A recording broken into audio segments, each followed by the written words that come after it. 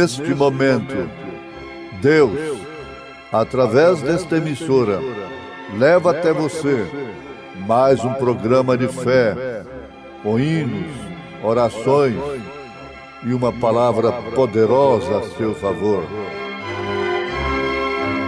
Fé para vencer o mundo. Somente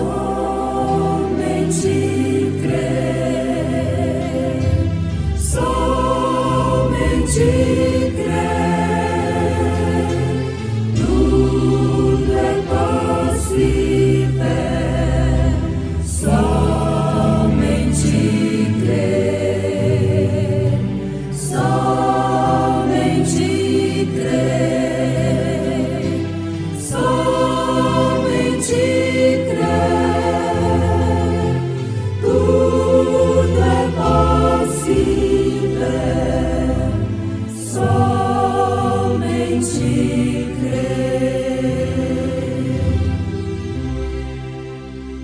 E disse-lhes Pedro: arrependei-vos e cada um de vós seja batizado em nome de Jesus Cristo, para perdão dos pecados, e recebereis o dom do Espírito Santo.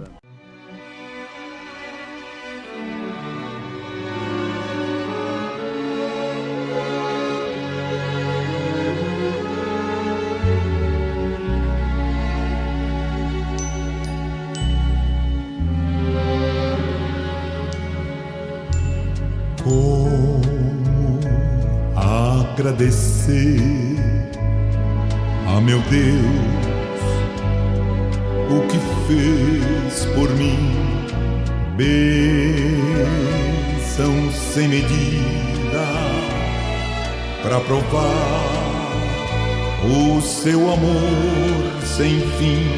Nem anjos podem expressar a minha eterna gratidão. Tudo que sou e o que vier a ser aqui, eu agradeço a ti. A Deus toda glória, a Deus toda glória, a Deus toda glória, pelas bênçãos sem fim. Com seu sangue salvou-me, seu poder transformou-me. A Deus toda glória, pelas bênçãos sem fim. Quero viver para ti, tua vontade cumprir. Se algum louvor ganhar, quero entregar ao meu Salvador. Com seu sangue salvou-me, seu poder transformou-me. A Deus toda glória, pelas bênçãos sem fim. Quero viver pra ti, tua vontade cumprir. Se algum louvor ganhar, quero entregar ao meu Salvador. Com seu sangue salvou-me, seu poder transformou-me. A Deus toda glória, pelas bênçãos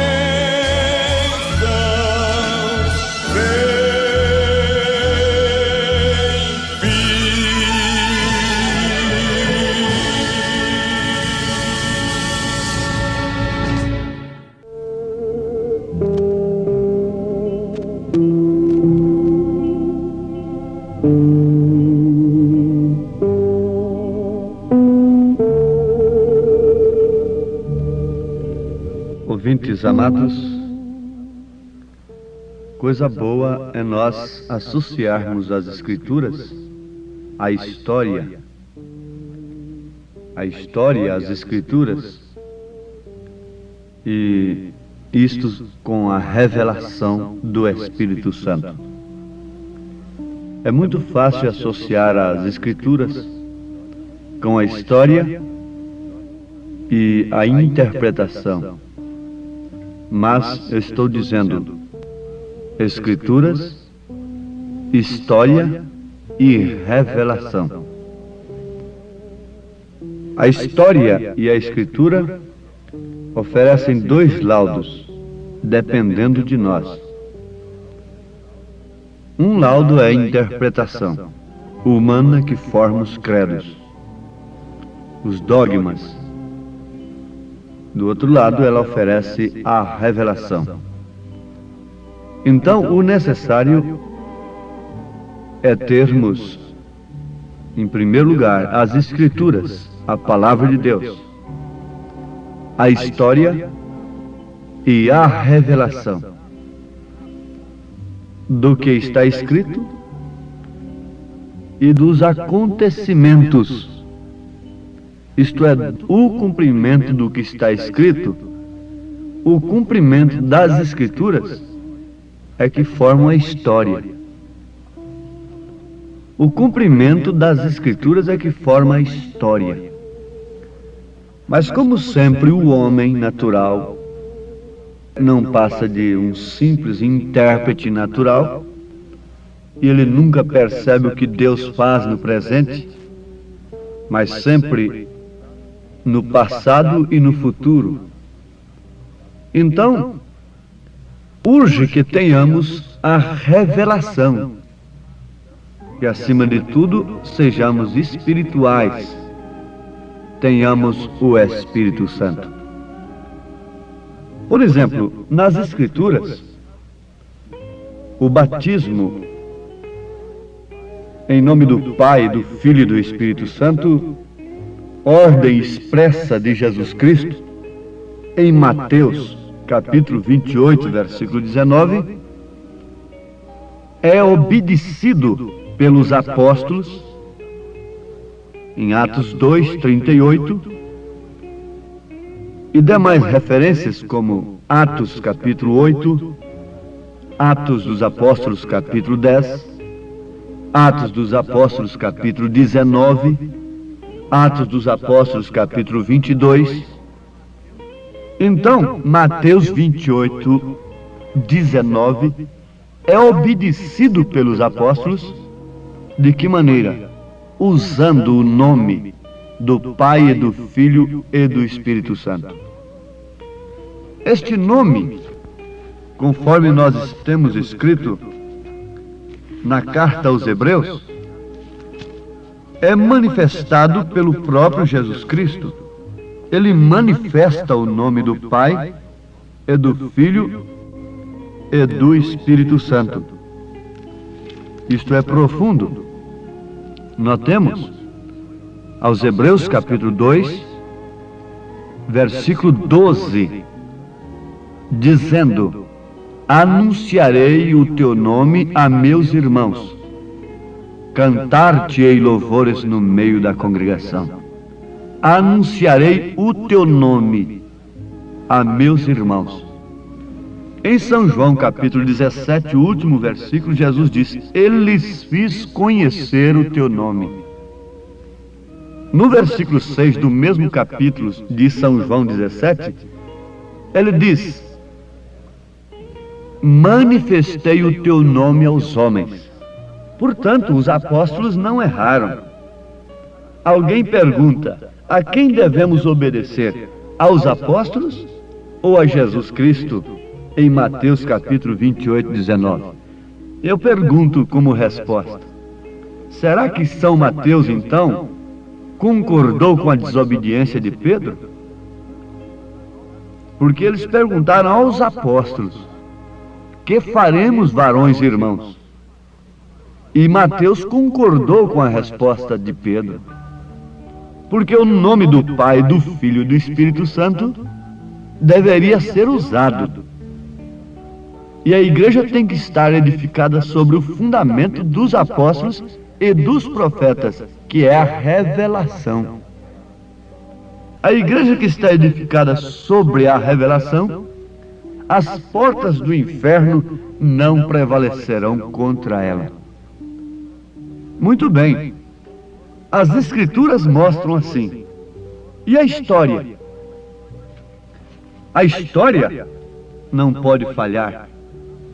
A história mostra a perversão da verdade e mostra também o cumprimento da verdade. A perversão desta verdade do batismo em nome de nosso Senhor Jesus Cristo, a história conta que foi no Concílio de Nicéia, 325 anos depois de Cristo.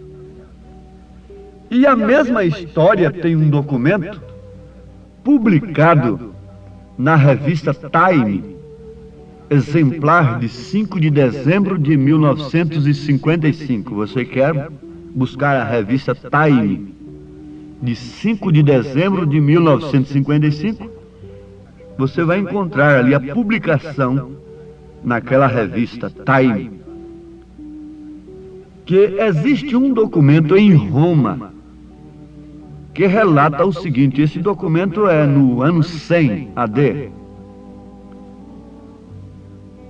que o diácono levantou sua mão e Públio Décius entrou pela porta do batistério. Em pé, com água pela cintura, se encontrava Marcos Vasca. Eles estavam rindo enquanto Públio descia para dentro d'água, postando-se ao seu lado. Ele perguntou: credes? Credo, respondeu Públio. Eu creio que minha salvação vem de Jesus o Cristo, que foi crucificado sob Pilatos. Com ele eu possa ter a vida eterna. Foi a confissão daquele que estava sendo batizado.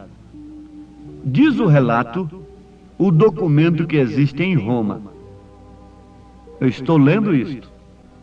Então ele sentiu braços fortes, suportando enquanto se deixava cair para trás dentro do batistério, e ouvia a voz de Marcos, voz em seus ouvidos: eu te batizo em nome de Jesus Cristo. Enquanto a água fria se fechava sobre ele.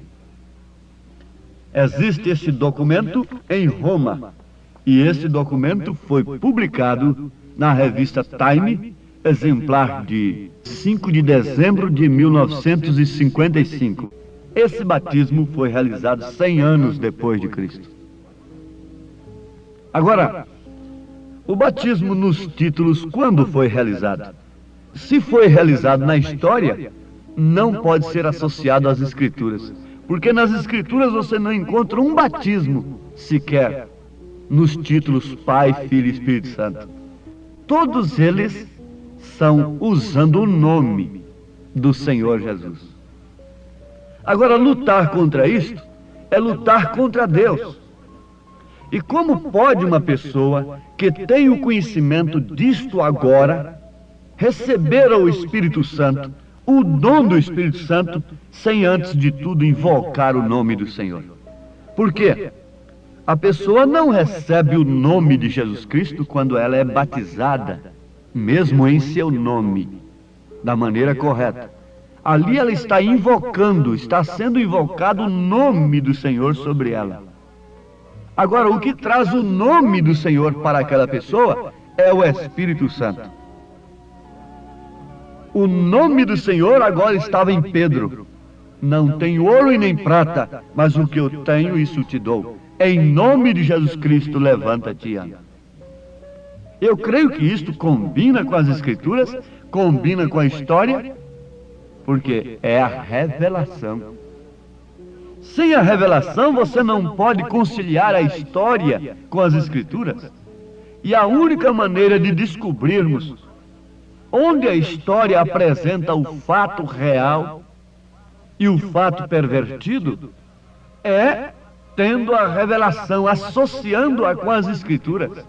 Se você conhece na história um batismo nos títulos, Pai, Filho e Espírito Santo, você não pode conciliar aquilo com as Escrituras, se você tem a revelação. Agora, existe um técnico, um teólogo que pode fazer isso. Isso é a interpretação. Mas pela revelação você não encontra associação da história com as Escrituras, quando a história registra a perversão de uma verdade. Agora, quando a história registra o fato real da verdade, o cumprimento da verdade, acontece como acabamos de citar, o que foi publicado na revista Time, sobre um documento que existe em Roma, de um batismo realizado 100 anos depois de Cristo. Enquanto aquele homem era deitado nas águas, se prostrava de costas, aquele diácono diz: eu te batizo em nome de Jesus Cristo. Esse documento, essa história, combina com as Escrituras pela revelação, combina com o batismo que os apóstolos realizaram. Eles estavam cumprindo uma ordem de Jesus, porque ali Jesus estava dando uma ordem. Mateus 28, 19. E em Atos dos Apóstolos eles estavam cumprindo a ordem. Eles não podiam repetir a ordem: eu te batizo em nome do Pai, do Filho e do Espírito Santo. Eles tinham que cumprir a ordem: eu te batizo no nome que é exigido em Mateus 28, 19. No nome de nosso Senhor Jesus Cristo. Senhor Pai, Filho Jesus, Espírito Santo Cristo. Senhor Jesus Cristo. Agora, conforme já notamos, nem isto mesmo é tudo, porque dependemos do dom do Espírito Santo. Mas eu posso responder uma pergunta aqui, que pode estar surgindo nesse instante em alguma mente. Quer dizer que Lutero não teve o Espírito Santo, porque o batismo dele foi nos títulos? Sim, perfeitamente. Ele teve o Espírito Santo. Os pastores que têm o resumo das 7 eras, podem ler lá na última página, por aí, que vocês vão encontrar o profeta dizendo que Lutero tinha o Espírito Santo. Que Wesley tinha o Espírito Santo para pregar a mensagem do dia. Ele não podia revelar todas as coisas. Ele não podia fazer uma semente crescer e voltar para a semente novamente, dar o fruto e virar a ser o original novamente. Ali era broto, ele não podia trazer tudo. Por isso ele tinha uma porção da palavra, e é o que o Espírito Santo estava nele, usava. Wesley, a mesma coisa, foi cheio do Espírito Santo. E a mesma coisa é agora. Fique sabendo, meu irmão, que não há justificação, não há santificação mais. Fora da mensagem. Não há dom verdadeiro, real, que possa manter o Espírito Santo fora da mensagem da era. De maneira alguma, os dons carismáticos têm expulsado a Cristo da igreja, e por isso Laodiceia é rica, tem dons, tem cura, tem tudo, e grandes pregadores. Por isso também a língua estranha está simbolizando morte na parede do Belsazar, que tem misturado as coisas de Deus com as coisas do mundo. Quem conhece a Bíblia está entendendo perfeitamente a linguagem. O que aconteceu lá em Daniel, que é o Apocalipse do Velho Testamento, está acontecendo justamente agora no Apocalipse do Novo Testamento, na Laodiceia do século XX. A língua estranha está escrita na parede, decretando a sentença daqueles que têm misturado as taças de Deus, as coisas de Deus com o mundo. E não significa outra coisa senão morte. morte, morte. Quando o nome é invocado, você já foi batizado em nome de Jesus Cristo? Não fique somente nisto, e você não passaria de um unicista. Você deve receber o dom do Espírito Santo. Concluindo o que nós dizíamos sobre justificação e santificação. O Espírito Santo só está na mensagem do dia. Portanto, nenhuma organização religiosa, nenhum sistema hoje justifica, santifica, batiza com o Espírito Santo. Somente o Espírito Santo através da palavra do dia. Ninguém seria salvo fora da mensagem de Lutero no seu dia. Ninguém era salvo fora da mensagem de Wesley no seu dia. Ninguém pode ser santificado, justificado, se arrepender verdadeiramente de seus pecados e ser santificado e receber o Espírito Santo fora da mensagem que Deus nos enviou neste dia. Porque este é o complemento. Eles tinham o Espírito Santo? Tinham perfeitamente. Para a justificação pela fé, para a santificação, para os dons espirituais. Mas e agora? Quem tem o Espírito Santo tem justificação pela fé, tem santificação e tem os dons espirituais. Creem nos dons espirituais e tem a vida vivida. Manifesta o caráter de Cristo. O que está escrito nos faz empolgar. O irmão Branham, o profeta, pergunta, depois de afirmar que não há condenação para aquele que tem exposto o sinal, e depois ele próprio pergunta, para quem é isto? A quem está sendo dirigido isto? Aquele que revela o caráter de Cristo, aquele que revela o caráter de Deus, aquele que tem a vida de Deus em si, fluindo como um manancial de águas vivas. Para este não há condenação. Então não vamos pensar que o Espírito Santo poderia simplesmente, hoje, nos justificar, o que seria o suficiente, como se nunca tivéssemos pecado.